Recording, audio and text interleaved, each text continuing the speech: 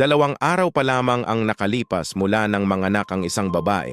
Ngunit sa halip na yakapin ang bagong buhay na dumating sa mundo, dala niya ang 2 bagong silang na sanggol sa isang lumang kahong karton habang naglalakad sa madilim at maulan na gabi. Malakas ang ulan. Halos walang tao sa kalsada. Mahigpit niyang yakap ang kahon habang naglalakad. Sa loob nito ay ang kanyang kambal na sanggol na babae. Ngunit sa kanyang puso, matagal na niyang napagdesisyonan ang isang bagay na hindi kayang tanggapin ng karamihan. Itatapon niya ang mga ito. Dumiretso siya sa isang malaking basurahan sa likod ng isang bodega. Bago pa man niya makita ang tambak ng basura, sumalubong na sa kanya ang mabahong amoy, bulok na pagkain, kalawang na bakal at ang amoy ng mga bagay na matagal nang itinapon ng mundo. Huminto siya. Inilapag niya ang kahon sa ibabaw ng tambak ng basura. Isang sandali siyang tumayo roon. Pagkatapos ay umatras ng isang hakbang at tumalikod. Hindi na siya lumingon pa. Nang mawala ang init ng kanyang katawan, sabay na umiyak ang 2 sanggol.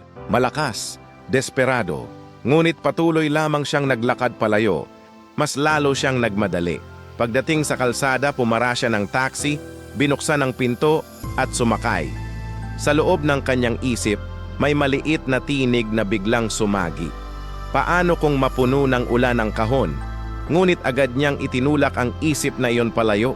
Kung mabubuhay man sila o mamamatay, hindi na niya malalaman. Napahuni pa siya ng mahina. Pakiramdam niya ay nakalaya siya. Babalik siya sa nightclub. Babalik sa mga lalaking nagbibigay ng pera. Babalik sa buhay na pansamantalang huminto lamang dahil sa pagbubuntis. Sa likod niya, sa madilim na sulok ng basurahan, patuloy na umiiyak ang 2 sanggol. Wala ni isang taong sumagot.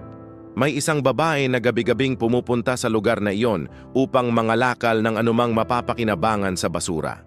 Sira ang kanyang isip ayon sa sinasabi ng mga tao. Ilang taon na siyang pagalagala sa lansangan. Wala siyang pamilya, wala siyang tahanan. Sa isang maliit at halos gumuho na kubo lamang siya natutulog. At ang pagkain niya ay kung anumang makita niya sa tambak ng basura. Palaging pinapaalalahanan ng mga matatanda ang kanilang mga anak na huwag lumapit sa kanya. Ngunit noong gabing iyon, habang papalapit siya sa basurahan tulad ng nakasanayan, may narinig siyang kakaiba. Isang tunog, pag-iyak. Mahina, ngunit puno ng desperasyon. Napatigil siya. Sinundan niya ang tunog hanggang makita niya ang basang kahon na karton. Mabilis siyang lumapit at binuksan iyon. Sa loob ay 2 maliit na sanggol na babae, basang-basa sa ulan at nanginginig sa lamig. Umiiyak sila ng buong lakas dahil sa gutom at sa malamig na hangin. Biglang nagbago ang kanyang mukha. Nagkaroon ng liwanag ang kanyang mga mata. "Mga anak ko," mahina niyang bulong. "Bumalik na kayo sa akin." Maingat niyang kinuha ang 2 sanggol at niyakap sila. Pagkatapos ay dinala niya ang mga ito sa kanyang tinitirahan, isang maliit na kubong halos gumuho na. Wala siyang gatas, wala siyang pagkain para sa sanggol. Pinunit niya ang isang piraso ng matigas na tinapay at inilapit sa kanilang mga bibig. "Kumain kayo," sabi niya ng may diin. "Ako ang nanay ninyo. Sinasabi ng nanay ninyo na kumain kayo." Ngunit umiwas ang mga sanggol at lalo pang umiyak. Sinubukan niyang muli. Dahan-dahan niyang idinikit ang maliliit na mumo sa kanilang mga labi.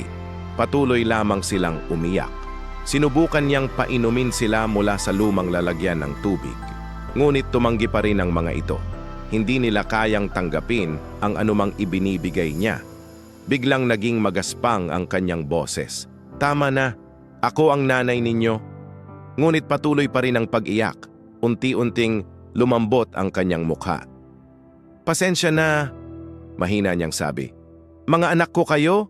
Tiningnan niya ang suot niyang coat. Iyon na lamang ang natitirang damit na nagtatakip sa kanyang katawan. Wala siyang ibang pagdadalawang isip. Hinubad niya iyon at ibinalot sa 2 sanggol.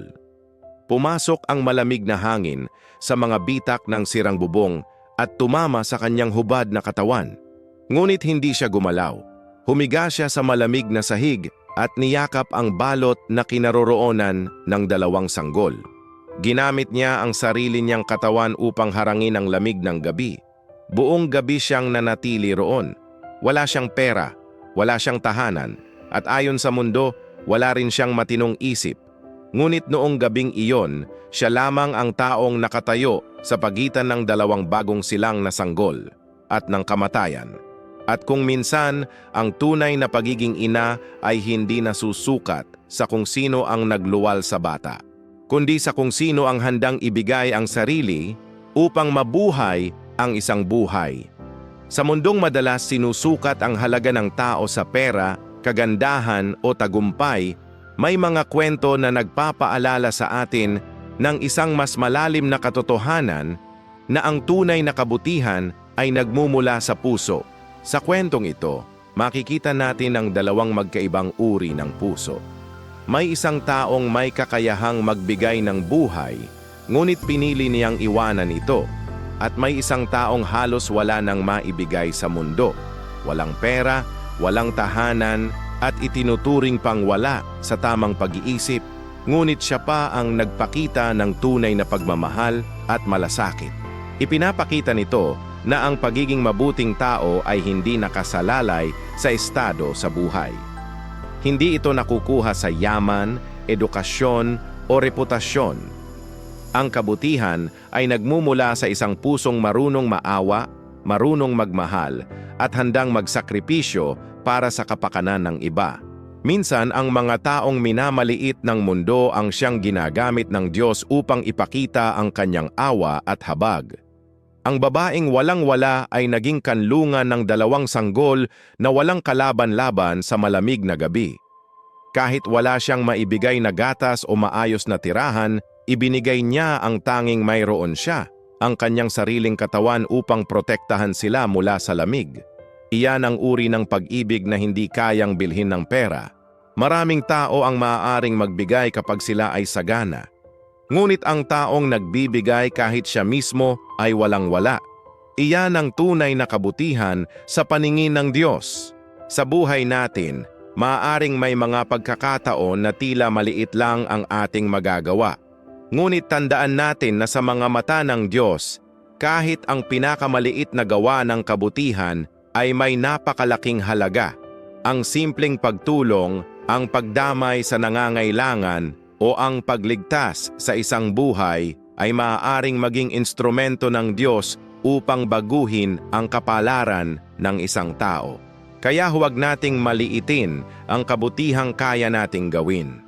Dahil ang isang pusong marunong magmahal at magmalasakit ay isang pusong malapit sa Diyos. Mateo 25:40. At sasagot ang hari sa kanila, "Sinasabi ko sa inyo ang totoo.